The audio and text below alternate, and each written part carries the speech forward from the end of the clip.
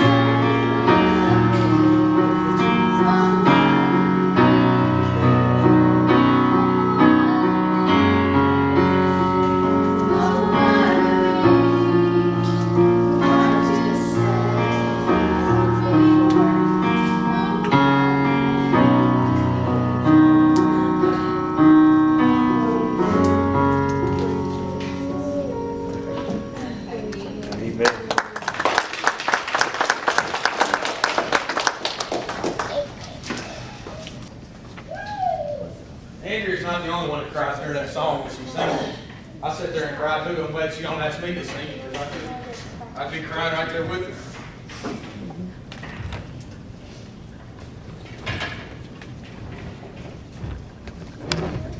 Is the microphone ready for Joe?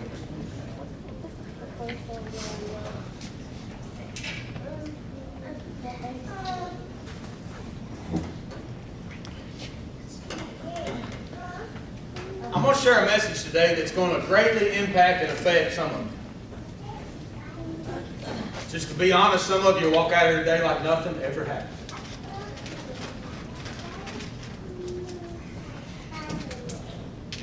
Oh, I got to move that. I got to move the seat. I'm not going to stay there the whole time. I'd like to stay there the whole time because I'm lazy. Anybody else? Y'all a bunch of liars. Oh.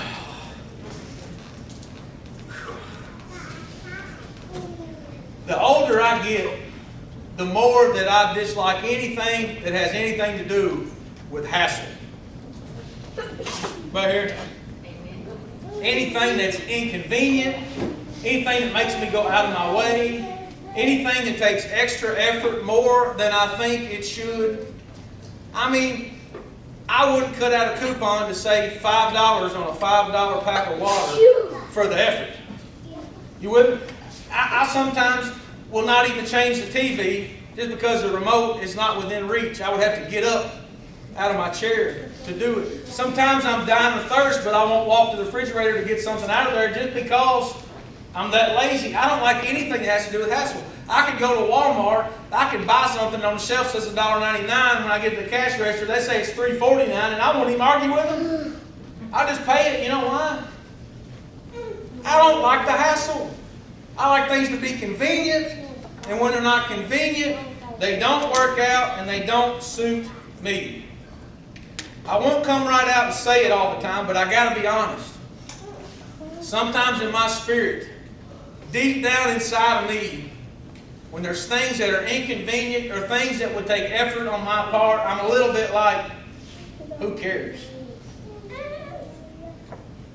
I don't use the word on the screen, but man, anybody ever used that word before? I kind of say it like, I've probably driven past people on the road who need help. I've probably not helped feed someone that was hungry. I've probably passed up opportunities to be the hands and feet of Jesus Christ, not because I didn't care. I cared. I just didn't care enough to do anything.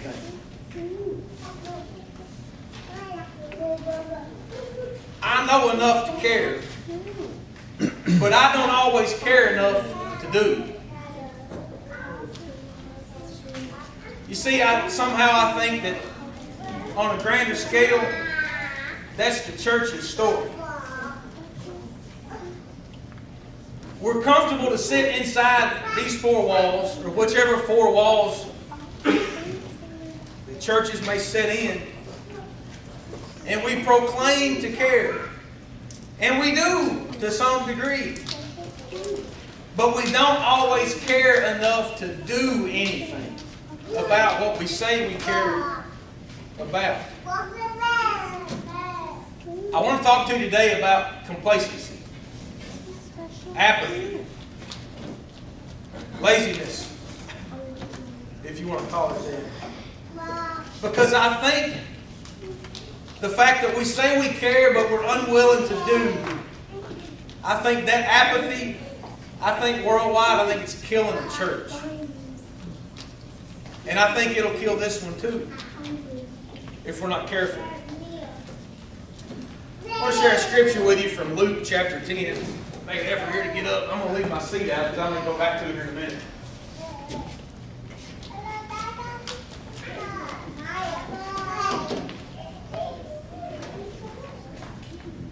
Let's share a story with you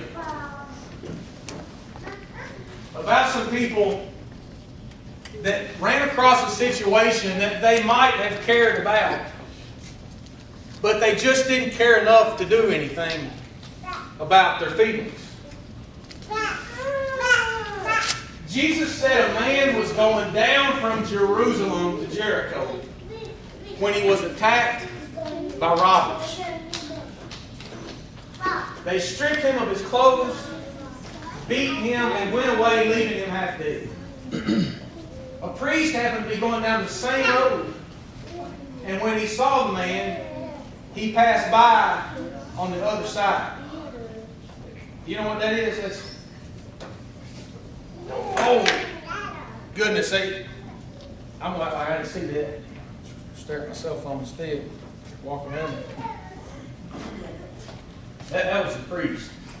So too a Levite, when he came to the place and saw him, pass by on the other side. Do you recognize what's happening? They see a need. And here are people, by definition, who are supposed to care enough to do something. And not only do they not do anything, but they walk to the other side of the road and pretend like they don't even see the dude. But a Samaritan, as he traveled, came where the man was, and when he saw him, he took pity on him. You see, this story is that, have you seen the Facebook meme that said sometimes the nicest people you meet are covered in tattoos and have never darkened the doors of the church? And sometimes the most hypocritical people you see go to church every week. You recognize stories like this, the one Jesus was telling. It's blind people say that, right? Y'all supposed to be the church. Not even helping people. But a Samaritan, and Samaritans by definition were supposed to be these people that nobody wanted to have anything to do with. It wasn't the priest, it wasn't the Levite. This is kind of a castaway person. As he traveled, came where he was, he saw him, he took pity on him. He went to him, he bandaged his wounds, pouring on oil and wine, then he put the man on his own donkey, brought him to an inn, and took care of him.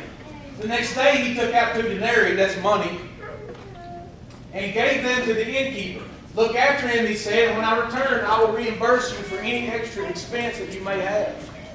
He didn't even just care about him in that moment. He gave of himself. The donkey that he was probably riding on when he encountered this man, he put this beaten man on it. Took him, bandaged his wounds, took him to a place where somebody else where he could get some rest, and then even offered to pay for anything extra that this trip may have cost.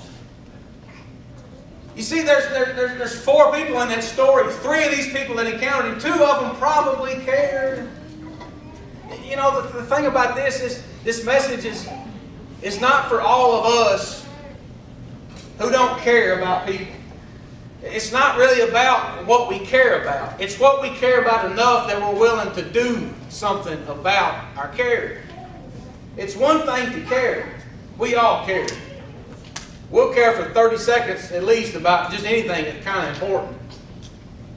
And then we move on with life like nothing ever happened, whether or not we did anything to help the situation. It's like, well, I'm just going to shove that care, that heart, that thought down, and you know, because tomorrow I'm going to have another one, and I can't help everybody, and you know.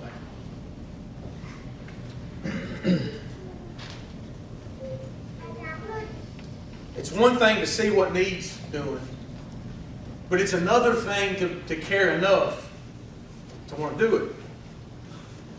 I drive by trash on the side of the road all the time, and I'm thinking, somebody will pick it up. It ain't me. I don't stop and pick it up. I'll never forget, I went to a church one time, and there was a board member who told the pastor we were getting ready to have revival, and the back of the church had all this wild growth and bushes growing. She said, somebody ought to cut that down. And like the pastor ought to do it, he said, I tell you what, next time you notice something he's doing, he said, why don't you do it?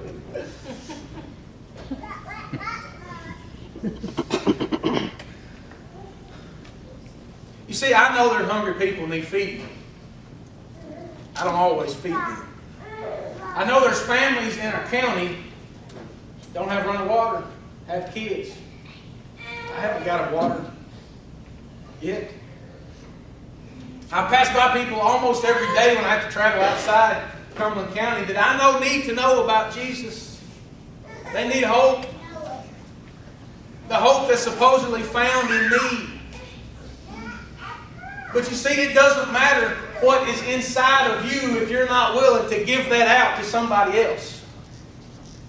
It's not enough that you care. It's not enough that we care.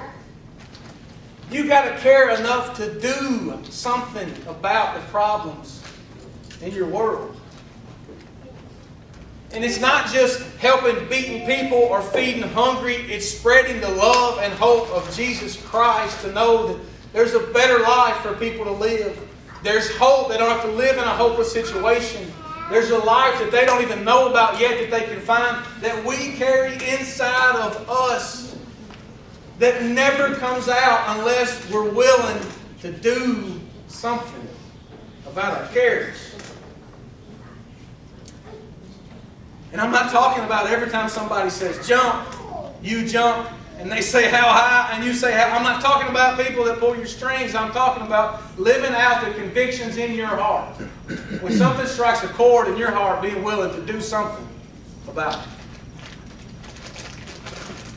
Joe and Christy Appleby were on their way back from Lexington a few days ago. And Joe's going to come up in just a minute and share a story. And before I say this, and I already told Joe I was going to say this, this is not, I had to promise Joe that I wouldn't call him a hero or anything for him to come up here. This is not about being a hero as much as it is about seeing a need and caring enough to do something about it. I want to show you a picture of what they drove up on.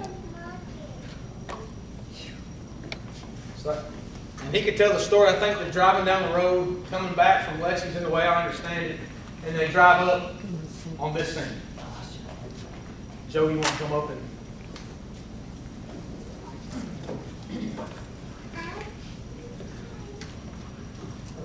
Now I guess I freeze up.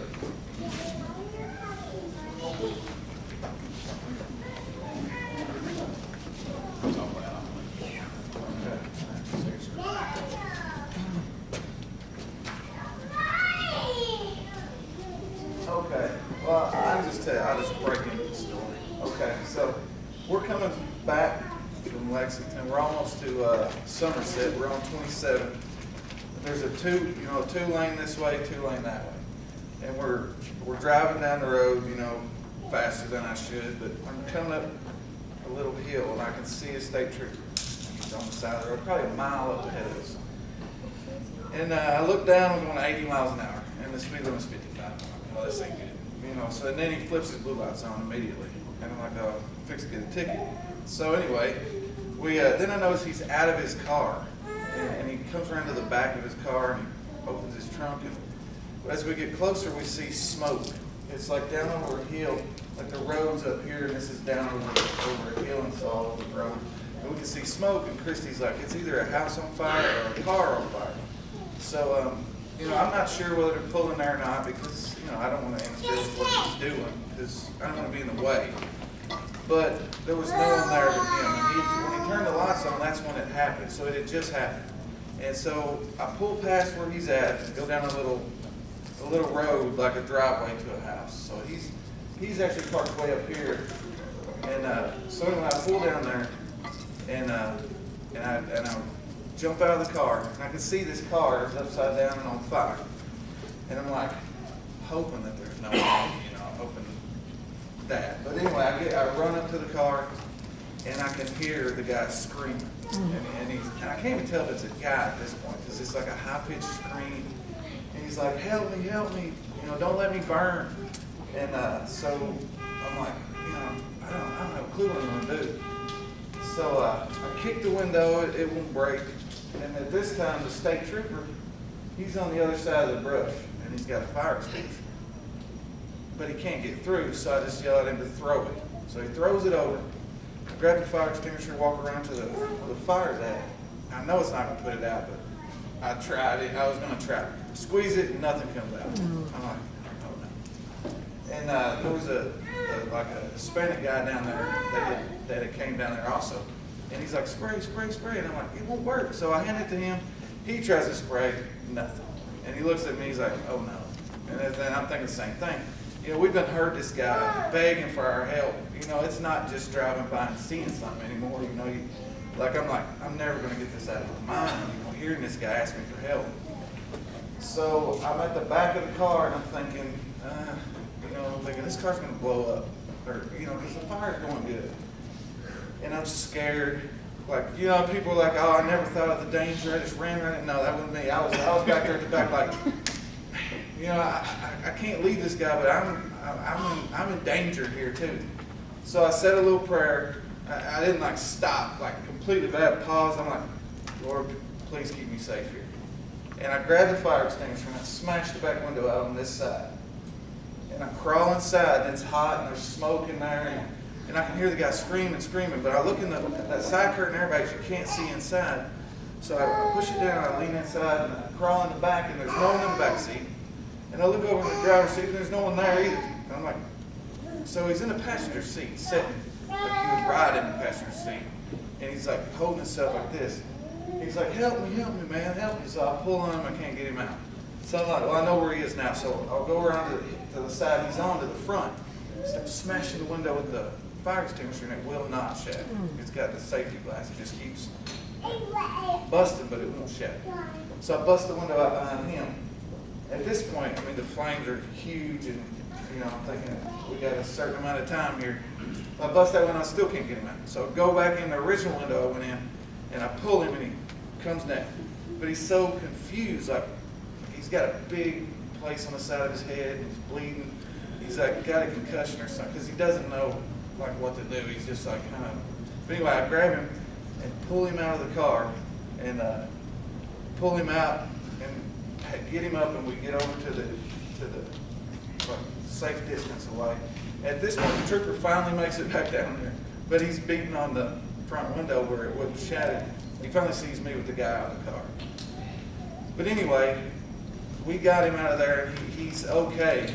But it was like, I mean, the kids were like, oh, that was awesome, but it was terrifying.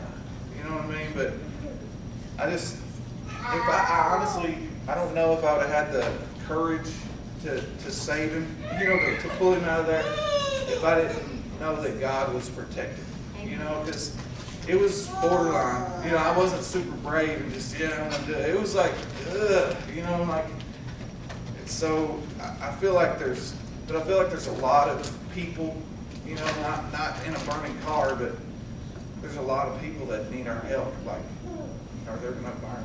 You know what I'm saying? Like if we just invite one person a week each, you know, to church, if we can get them in here, Tim can do his thing and keep them. But you know, we need to spread the word.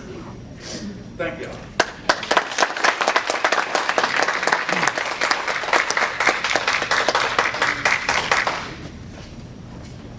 When I saw that picture, the first thought in my mind was being in a car as a passerby, driving by and seeing this. And I can hear the conversation in the car. And the reason I hear the conversation is because I know that's what it would be like in our car if it was me or probably some of us. Wow, look at that, it's on fire. I hope nobody's in there. We drive real slow, roll window down, put on our flashers in case somebody comes up over the hill real fast. And some of us might even pull over to the side of the road and just sit there and watch. Oh, there's a cop, he'll take care of it.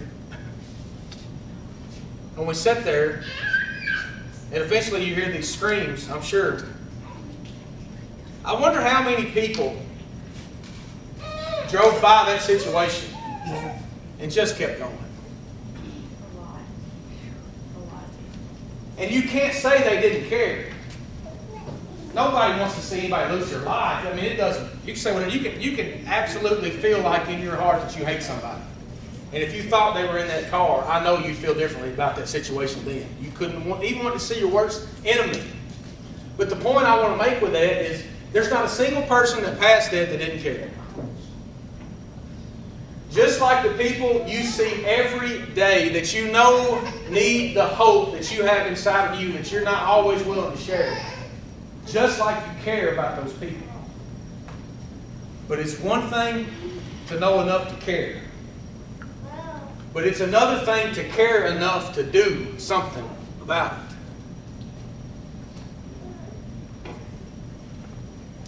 We pass by situations not exactly like that, but in so many ways. People whose lives are burning down around them. People who think they're worthless, that have no hope. People that feel like they're afflicted with this problem or that problem, or they've been given a death sentence. Or they're going home to an abusive spouse or significant other.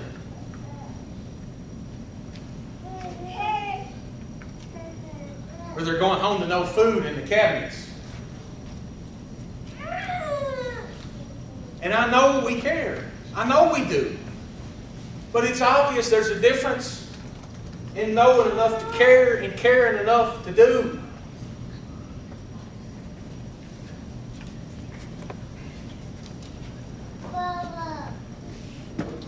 I've been to a ton of Christian concerts over the years.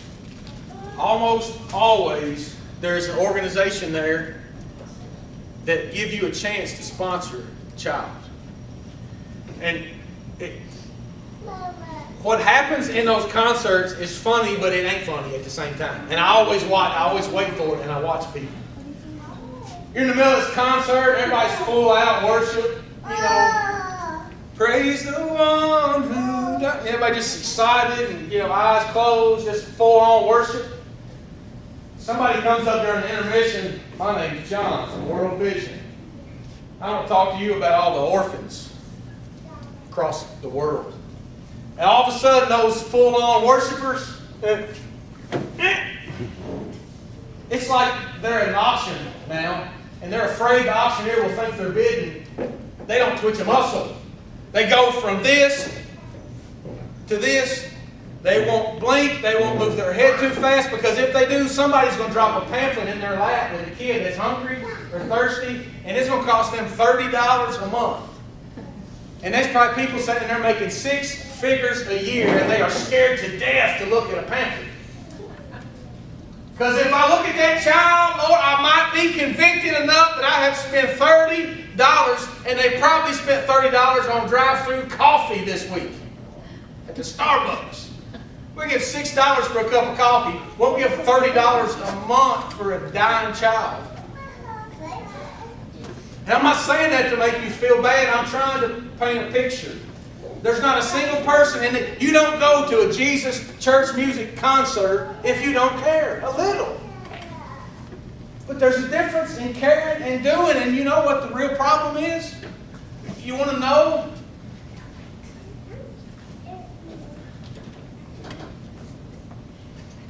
We're too comfortable.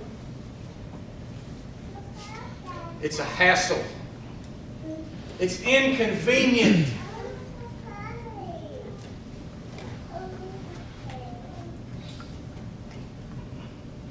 That is why we are that way.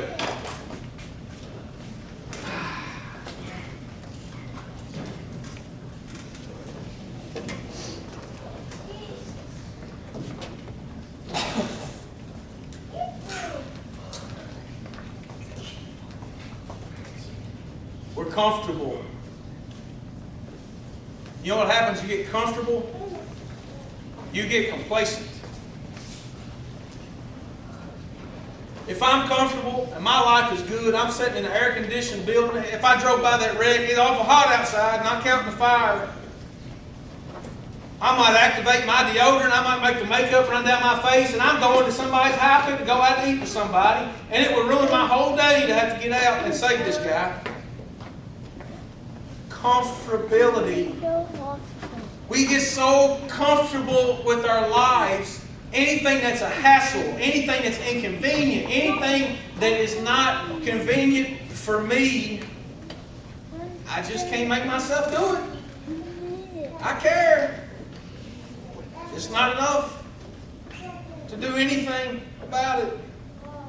Our lives, they revolve around ourselves. The world is set up for those in affluence, whatever how you want to say that word, for those of us that don't have an extreme amount of needs, for us to get so selfish because life gets so comfortable. Air conditioner, job with money in the bank, plenty of food in the cabinet. We don't have any needs that we can see, so many of us whatsoever. It would be at such great inconvenience if we were to care enough to do something about the problems in our world. We are completely focused, centered, and distracted with our own lives. Too much to do anything about the problems in our world. Now, I have the solution, but some of you, as I said at the very beginning, are not going to take my advice. You just won't. You'll walk out of here like nothing happened. And the next time you see a need, you're going to go, oh, bless her heart. You're going to do nothing. And you're going to feel good about yourself because you blessed their heart. You need to put yourself in situations that make you spiritually uncomfortable. You know something make you uncomfortable? Hey, do you have any beliefs in God? You ever tried praying about that situation? Hey, is there something I can do to help you? Sometimes that's difficult because it's not convenient or comfortable. You know what would happen if you made a decision to live your life in a spiritually uncomfortable place trying to help other people? You'd be the next Mother Teresa. Or Billy Graham. You'd open up the next shelter. You'd adopt the next child that needed a home.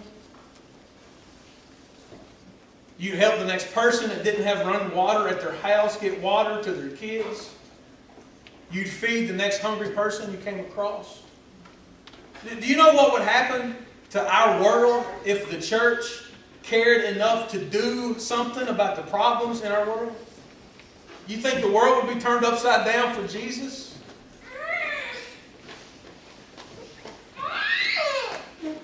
Does it bother you that so many times in the New Testament Jesus talked about this harvest, about how salvation is for everybody, but the fact that not everybody will want it or accept it or even hear it?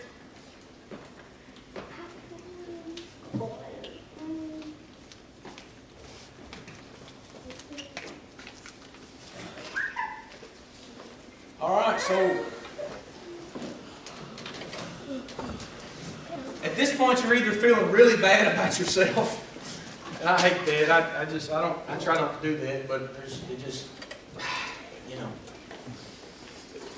I think the reason Jesus told that story because he wanted people to see that sometimes the people they're supposed to care don't care enough to do anything. And I don't want to be one of those people. I don't want you to be one of those people. So I told you some of you, man, this is going to hit you square. Broke toes, broke heart. That's Ron Bryant says. Sometimes feel like you got punched in the nose, he said, when he leaves the church. As Pastor Jay says, I'm not aiming for your nose or your toes. I'm aiming for your heart. And I don't want God to just get enough of yours that you carry. I want him to get enough that you'll do.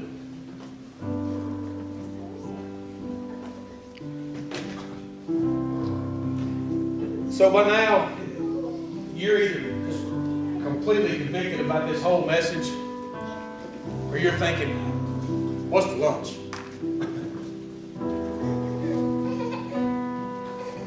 But my prayer is that this lesson today would move somebody to action. And that begins with being on our knees at this place of prayer and saying, God, please forgive me for all the needy, people that I've passed. God, forgive me for the times when I knew I was supposed to share my faith with somebody, but I didn't have the courage to do it. God, help me to care enough to do something about the problems in my world. Would you stand with me this morning?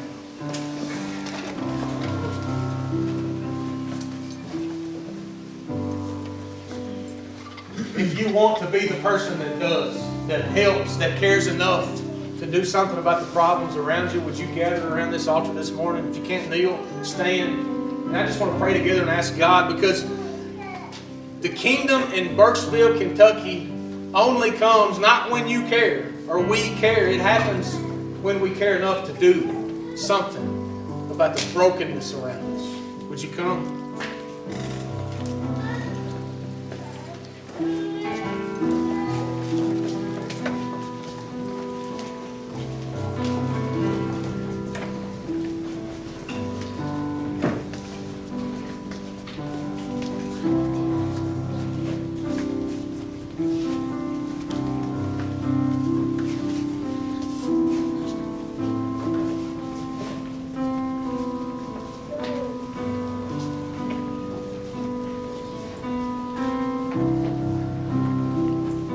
God, I pray for us as a body, God. Lord, I know there's not a person that stands here today that doesn't care. God, there's a broken world that we live in. And so little of your love goes such a long way. God, we carry this gift around inside of us because we have the hope that is in Jesus. The hope that we can bring to another life or another family. God, help us not to pass them by. Help us not be satisfied with ourselves just because we care. But God, move us enough to do something about it. God, and I know we're making this commitment to you right now. God, to be the church, to do the work that you called us to do. But I know the first time we run across one of these things, it's going to be a time when it would be so inconvenient. It would make us so uncomfortable. But God, that's when we need to do it the most. Because that's what tells the world and tells you that when we have to pick between ourselves and others, then we will choose them. And we fulfill the Great Commission when you told us that the greatest commandment is to love our neighbor as ourselves and to love our God with everything that we are.